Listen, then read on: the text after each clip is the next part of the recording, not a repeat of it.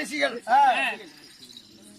அவங்களுக்கு மேலானவனான அவர்களுக்கு மேலானவர் அத்திரி, அகத்தியர், நாரதர், புலத்தியர்,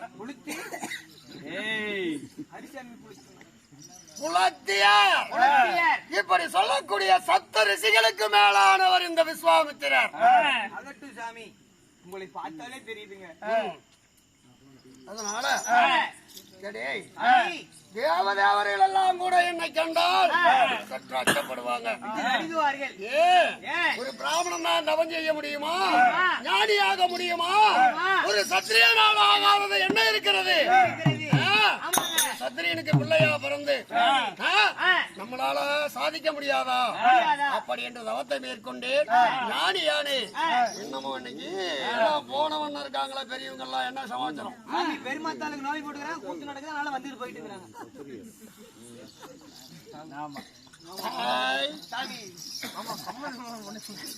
சாமி எல்லாம் தேவர் சபைக்கு போய் கொண்டிருக்கிறார்கள். சாமி தெய்வலோகத்துல தேவர் சபை கூடுவது வழக்கம். அதனால இன்னைக்கு தேவர் சபைக்கு போறாங்களா? போயிட்டு கொண்டிருக்கிறார்கள். சரி, நீ புறப்பட போலாம். சாமி நான் என்ன புண்டைக்கு வர வேண்டும்? நாம் 30 தேவர்கள், 33 கோடி தேவர்கள், 42 ரிஷிமார்கள், தண்டர், கரடர், சித்தர், வித்யாதரர், தபாதந்தர் என்று சொல்லக்கூடிய அனைத்து தேவர்களும் வர்றாங்க. தெய்வலோகத்துல என்ன நடக்குது, உலகத்துல என்ன அதிசயம், எதை பேச போறாங்கன்னு தெரிஞ்சுக்க வேண்டாம். ஆமா சாமி, தேவலோகத்துல கால் வச்சா செய்த பாவம் கூட விமோச்சனம் கிடைக்குமா? நானும் ஒரு பாவத்தை செஞ்சுட்டேன் சாமி. என்ன பாவம்? பாவம் செஞ்சுட்டியா?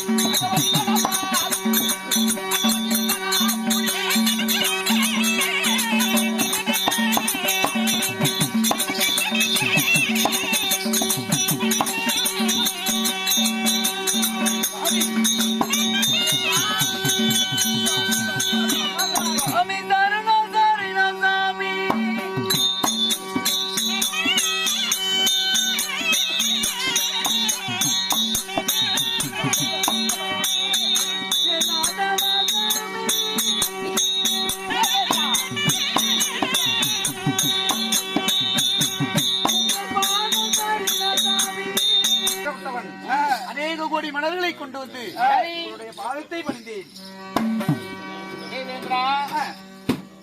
என்னுடைய வாதத்தை படித்தபடியாய் இந்த தேவலோகத்தில் ஏதோ ஒரு குறைபாடும் இல்லாமல் சுகசெய்தியாய் வாழ்ந்திருப்பாய்.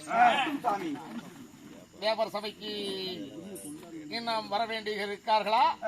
முனிவர்களும் வந்து விட்டார்களா? முனிவர்களும் வந்து கொண்டே இருக்கிறார்கள். அப்படியா? சரியாகட்டும்.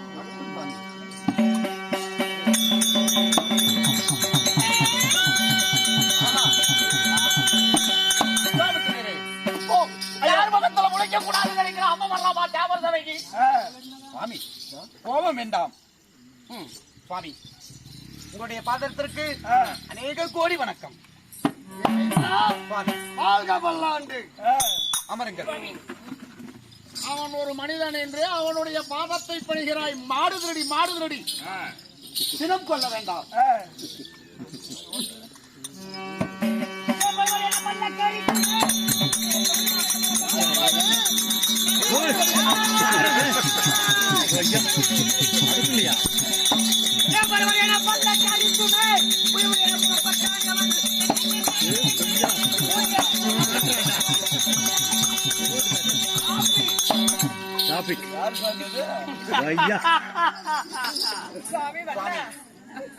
யமதர்மராஜனே, இந்திரா,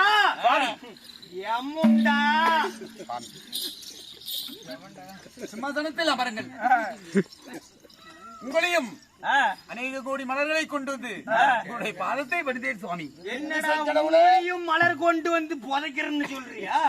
அப்படி ஒன்றும் இல்லை வேண்டாம் சுவாமி. விஷமா கொடுத்துறே.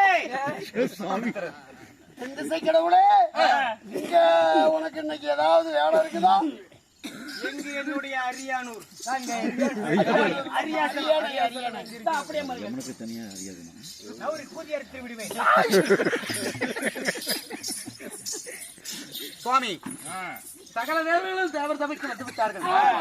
ஆனாலும் இருப்பினும் எனக்கு ஒரு நெடிய நாட்களாக ஒரு சந்தேகம்.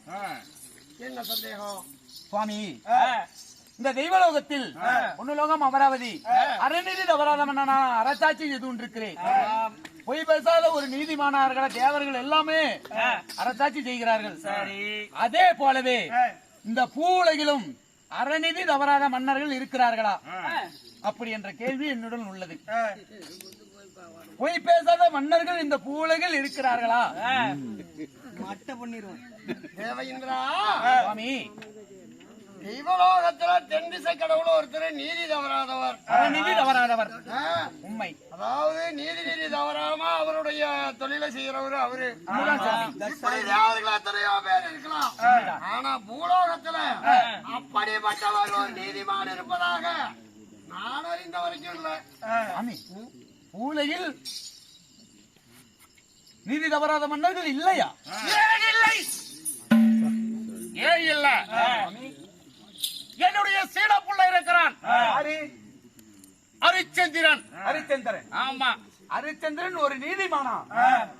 ஆமாய்யா, என்னுடைய சீடப்பிள்ளை சத்தியகீர்த்தி பொய் பேசாத மன்னன் நீதிமான் ஹரிச்சந்திரன் இருக்கிறான். பொய் பேசாத சத்தியகீர்த்தி அந்த மாடு திருடி சொல்றான்னு யாருமே இருக்க முடியாதது எப்படி நீ தீர்வு கூறலாம்? விஸ்வாமித்திரர் எல்லாம் அறிந்தவர். அதனால்தான் அவர் இடத்தில் உரையாடினேன். அவனுக்கு என்னையா தெரியும்? மாடு திருடதான் தெரியும். செந்திசை கடவுளே, இவன் சொல்றத அவன் நம்பாதீங்க. ஒரு அண்டா புழுகை. என்ன சொல்றீங்க? நீ ஒரு ஆகாச புழுவை. அப்படியா? பூலோகத்துல பொழுது இறங்கி கிழக்கடல்ல உதயமானா கண் விழிக்கும் போதே பொய்யோடதான் மனுஷன் கண்ணு முடிக்கிறான். முழிக்கும் போதே பொய் சொல்லி கண் முழிச்சு எந்திரிச்சு வர்றான். அப்படி இருக்கும் போது பொய் பேசாத ஒரு மன்னனும் இருக்க முடியுமா? அவர் சொல்லக்கூடிய வாதம் கரெக்டா தான் இருக்கிறது. கேன பூண்டையாட்டம் பார்த்து கொண்டிருக்கிறாய். ஏமாதாரு உங்களுடைய வாதம்.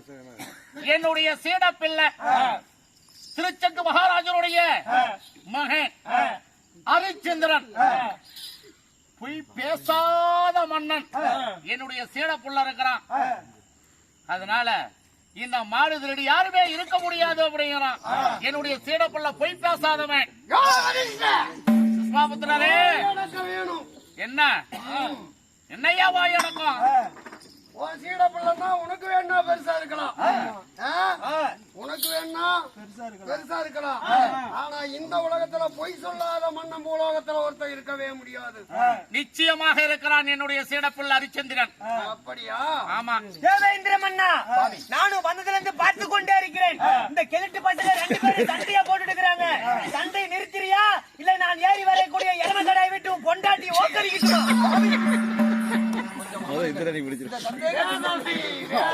என் கோபத்துக்கு ஆளாகி விடாதீர்கள். சந்தேகம் இருந்ததால் தான் நான் இப்படி கேட்டேன். நிறுத்து. பொருங்கள் சுவாமி, உங்களுடைய வாதம் மன்னர்கள் இல்லை. போராத மன்னன் ஹரிச்சந்திரன் பொய் பேசாத சொல்றார்.